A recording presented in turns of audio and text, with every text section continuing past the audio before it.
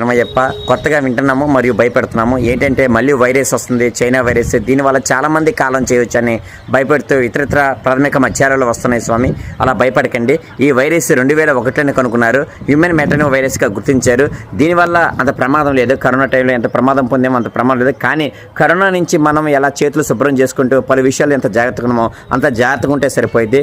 అలానే ముఖ్యంగా చిన్నపిల్లలు, వృద్ధులు, క్యాన్సర్ పేషెంట్లు, వీరిలో రోగ నిరోధక శక్తి అంటే ఇమ్యూనిటీ పవర్ తక్కువ ఉన్న వారికి ఈ వైరస్ వల్ల ప్రమాదం ఉండొచ్చు అని అంటున్నారు. కాబట్టి ఇమ్యూనిటీ పవర్ పెంచే ముఖ్యంగా డ్రై ఫ్రూట్స్ కానీ ఇతర ఫ్రూట్స్ రకాలు కానీ తిండి విషయంలో కానీ ఇలా ఇమ్యూనిటీ పవర్ పెంచే వాటిని తీసుకోవడం వల్ల తగు జాగ్రత్తగా ఉండటం వల్ల ఈ ఒక్క కరోనా నుంచి మనం బయటపడవచ్చు.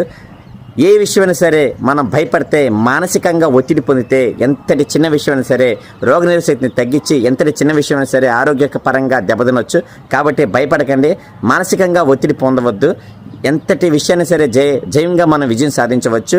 ఈ విషయం ప్రముఖ వైద్యులు మనకు తెలియబడినారు. ఈ వీడియోకు ద్వారా మీరు అది గమనించండి.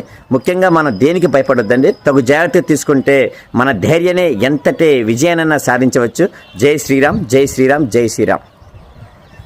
కొత్తగా తెగ వింటున్నారు కదా చైనా వైరస్ అని. చాలా మంది భయపడతారు, మళ్ళీ కోవిడ్ ఇన్ఫెక్షన్ లాగా అయిపోతుంది, మళ్ళీ 2-3 సార్లు ఎపిడమిక్స్ వస్తాయి, ఎంతమంది చనిపోతారని. ఏమీ భయపడాల్సిన అవసరం లేదు. ఇది 2001లోనే దీన్ని కనిపెట్టబడింది. దీన్ని హ్యూమన్ మెటాన్యూమో వైరస్ అంటారు. ఇది జనరల్గా పిల్లల్ని, వృద్ధుల్ని, ఇమ్యూన్ సిస్టమ్ వీక్ అయిన వాళ్ళు అంటే క్యాన్సర్ పేషెంట్స్ వాళ్ళని ఎక్కువగా ఇంపాక్ట్ చేస్తుంది. కానీ కొన్ని సీరియస్ కేసెస్లో న్యూమోనియా, బ్రాంకైటిస్ కూడా డెవలప్ అవ్వచ్చు.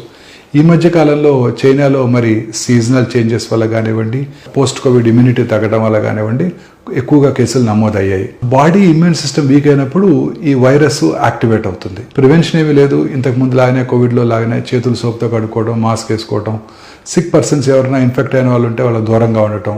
ట్రీట్మెంట్ ఏమీ లేదు. వ్యాక్సిన్ కూడా దీనికి అవైలబుల్గా లేదు. సిమ్టమాటిక్ ట్రీట్మెంట్, సపోర్టివ్ కేర్ మాత్రమే.